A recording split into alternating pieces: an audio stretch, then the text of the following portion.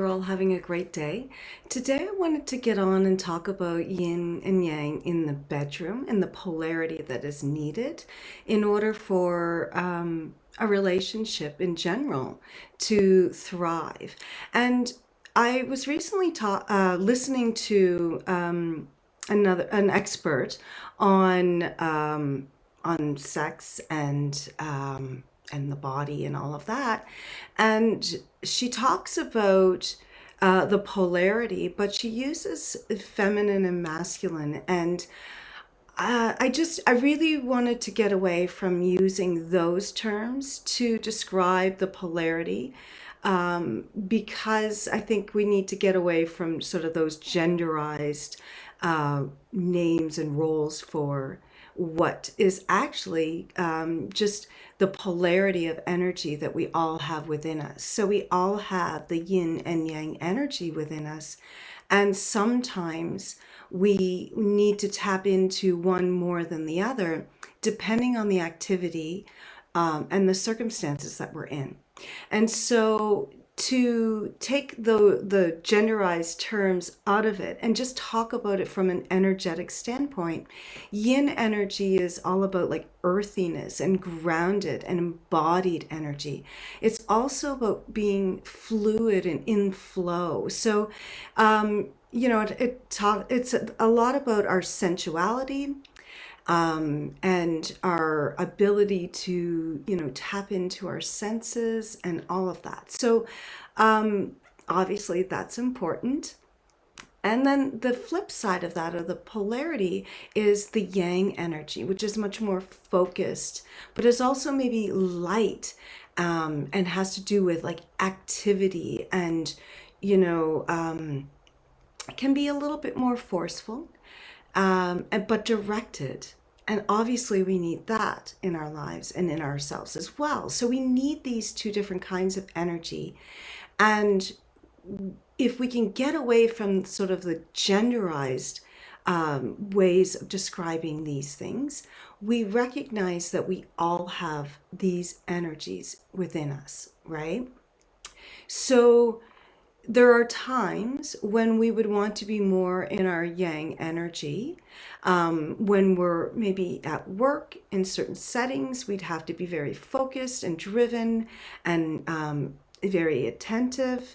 And so, in that respect, maybe we're tapping into that more. But obviously, we still want yin to be in there because we need to form relationships and we need to have connections and we need to stay grounded and we need to stay embodied, right? So all of that is at play.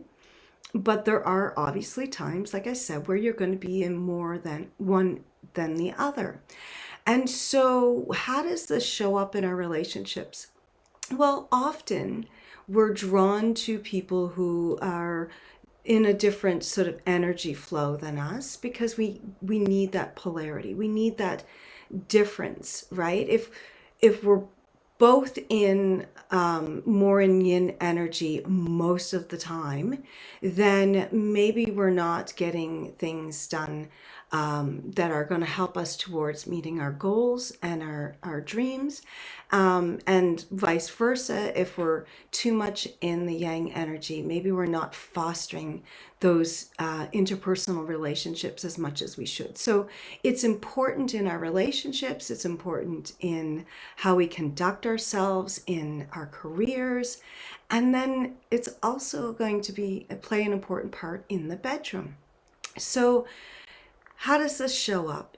Well, so say for instance, you spend your day in a majority of yang energy, and then maybe you come home and you continue in that yang energy because, obviously life needs to still happen in a certain way in order for things to run smoothly, for everyone to be fed and watered and the whole, just basics of life.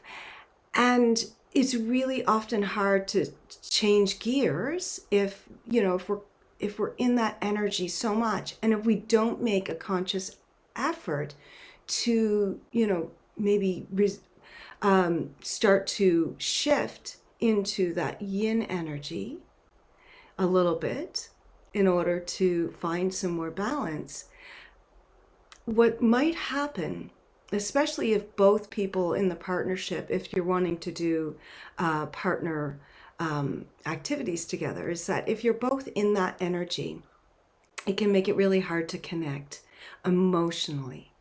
And so, and that's really like, that's a key component to, a nice or a loving, caring interaction that's also going to, have the physical responses that you're hoping for as well. So it can really affect how things play out in the bedroom.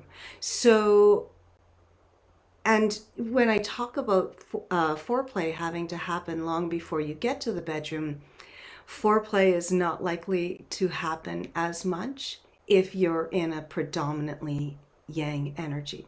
So you might start off in that yang energy, in that your intentions are created in that energy of like, I'm going to show my love in these particular ways.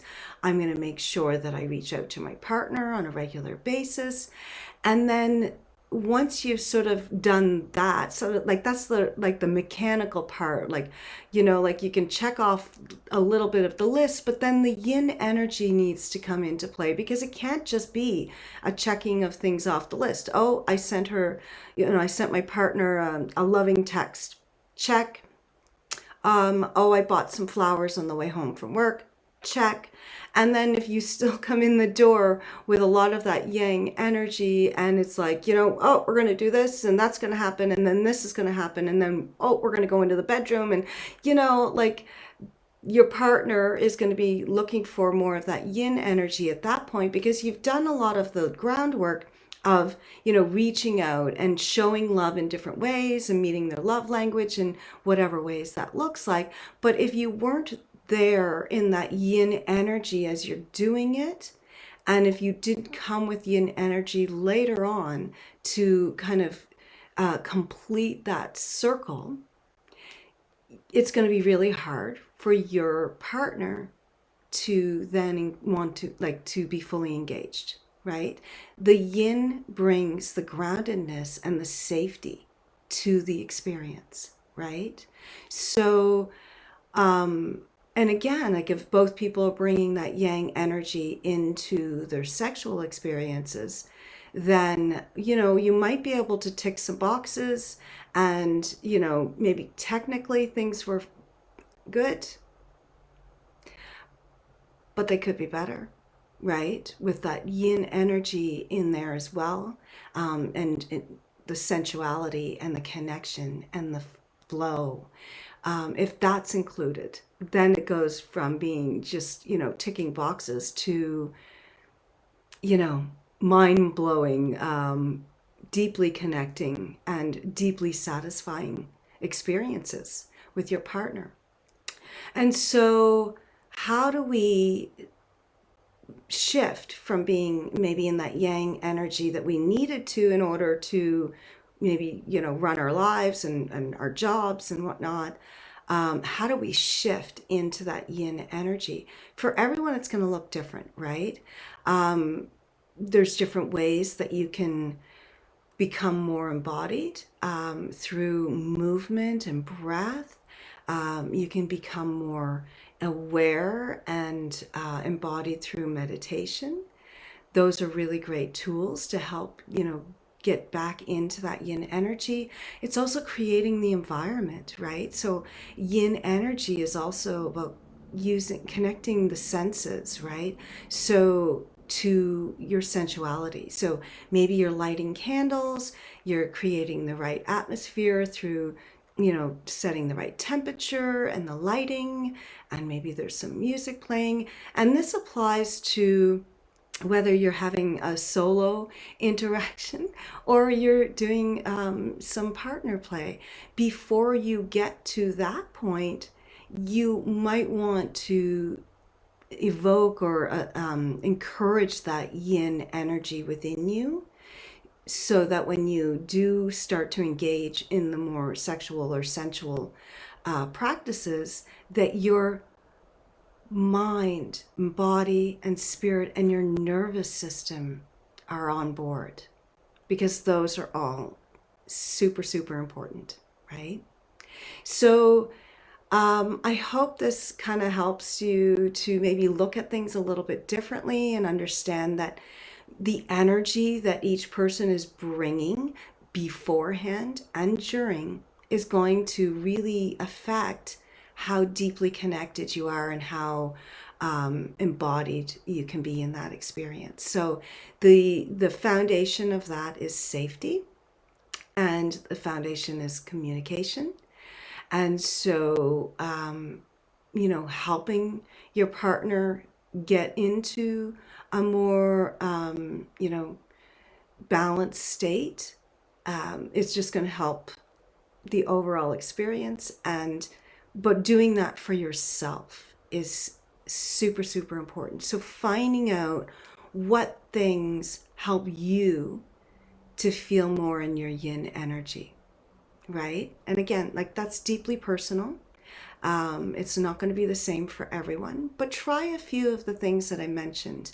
Maybe even consider adding in certain essential oils and or like massage, whether that's self massage or massaging each other.